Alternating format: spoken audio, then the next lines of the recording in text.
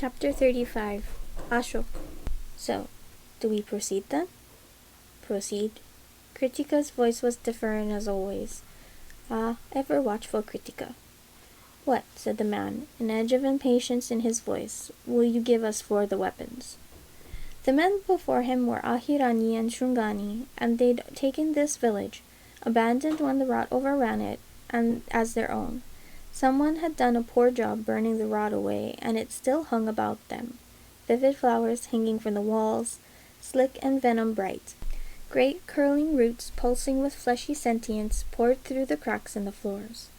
Most of the men had some hint of rot about them, a dust of strangeness to the veins in their hands, or pollen in their hair, or a quality of bark to their faces.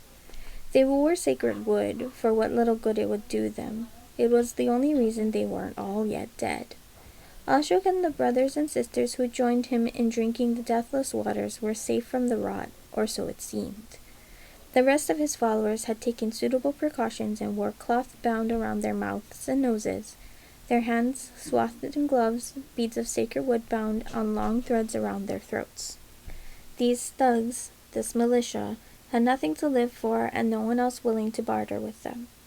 Although rot couldn't be spread between people, the rot-riven were still shunned. There were precious few other gangs that would consider causing them harm, but none would trade with them either, and from the pinched look of the man's face, the starkness of his cheekbones, food was running scarce. It made them both willing to sell their fine weapons for any ridiculously low barter they could manage, and also made them entirely volatile.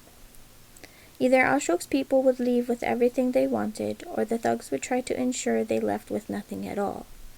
Ashok was half tempted to throw a bag of rice on the floor just to see what they would do, but instead he chose to be sensible. I'm not unreasonable. It hit him then like a wave, starry power rushing through him. The feel of her, through the bed of undergrowth, the sap veins of the forest, the drumming heart of it all. He felt it through the root that had wormed its way inside him when he'd entered the waters once, then twice, hollowing himself so the river was forever winding inside him, binding him to the source. Kritika whirled to look at him. What's wrong with him? The man asked.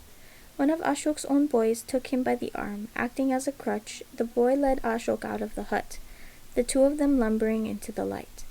Don't worry, he heard Kritika say. We're not actually here for your weapons, after all. Two more of his people waited outside the doors. They ushered him away into the shadow beneath the trees, away from the suspicious eyes of the rot-riven men.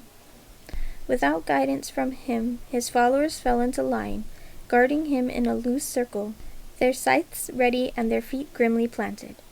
What happened? Asked one. I need silence, he said. Please. They nodded in acknowledgement, their barrier closed in tighter. Priya, she'd found the way.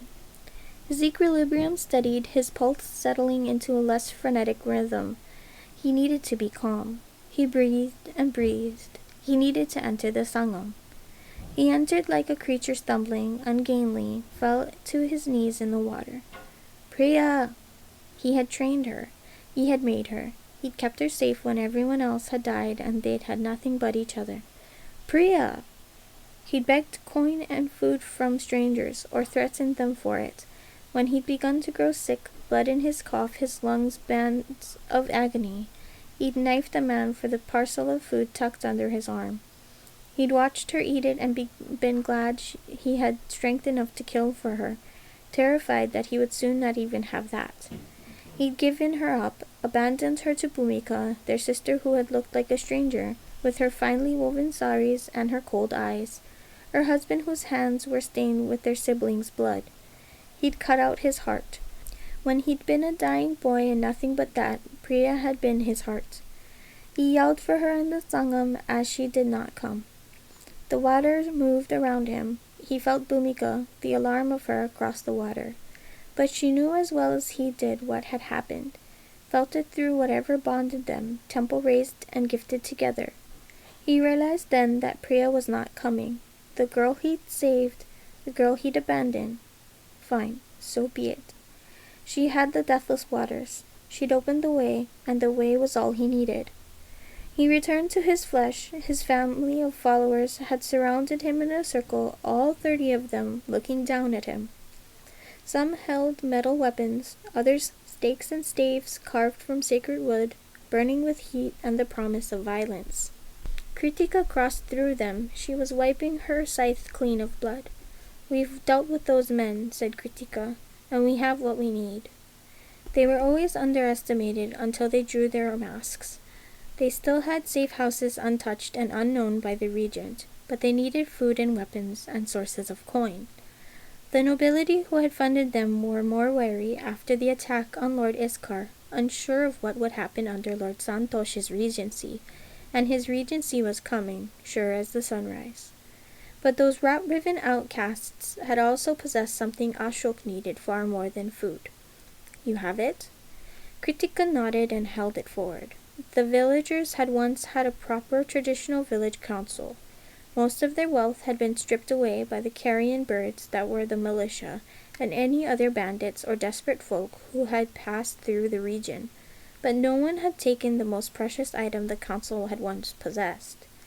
It looked like a sack of odds and ends, bottles of glass or wood or dried leather, bound bead tight, nothing of worth to ignorant eyes. He reached in, felt that pull, that poisonous yearning, pulled out the vials of deathless water, one by one. They buried the bodies, took 3 of the strongest of his followers with him to do it. Then, as they made their camp a safe distance away, he told his followers everything. Kritika was silent for a long moment. Behind her, around her, the others listened and waited, watchful.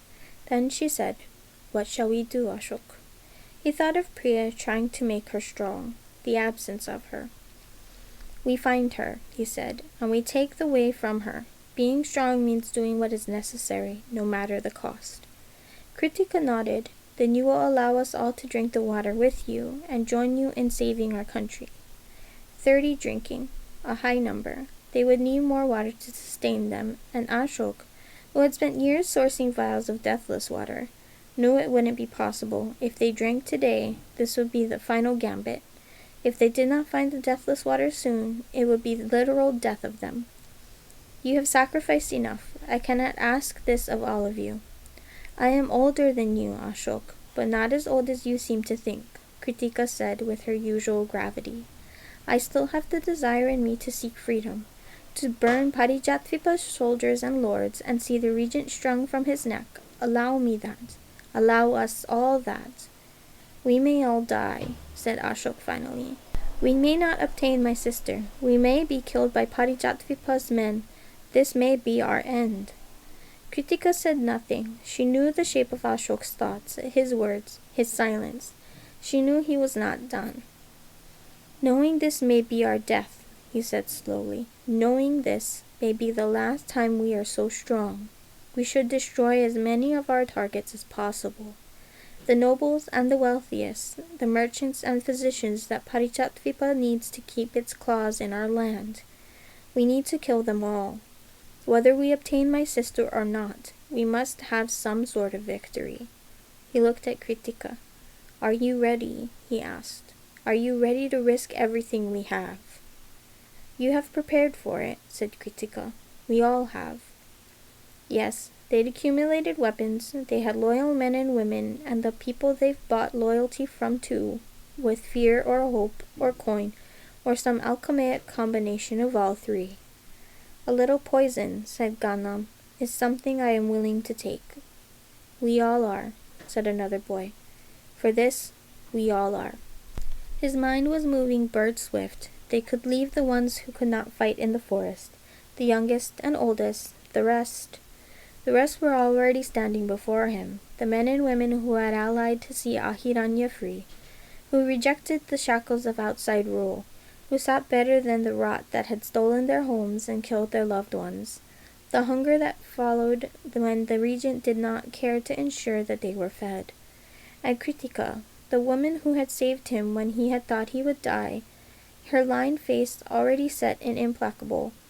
She knew what was coming. They all did. "We can't be cautious any longer," he said. "You're right. Care has not won us anything. This is our last stand. our last howl of rage. Let us show them that we are heirs to the forest, brothers and sisters, heirs to the deathless waters. Let us show them tooth and claw, and put an end to Padijati rule. Kritika apportioned out the vials. Only a taste. It only required a taste. She placed the vial in his hand too. His fingers trembled. He did not have long. "We're taking the Hirana. We're taking its magic," he said. "We're taking Ahiranya." "A last stand," said Kritika. The circle around him lifted the vials and drank.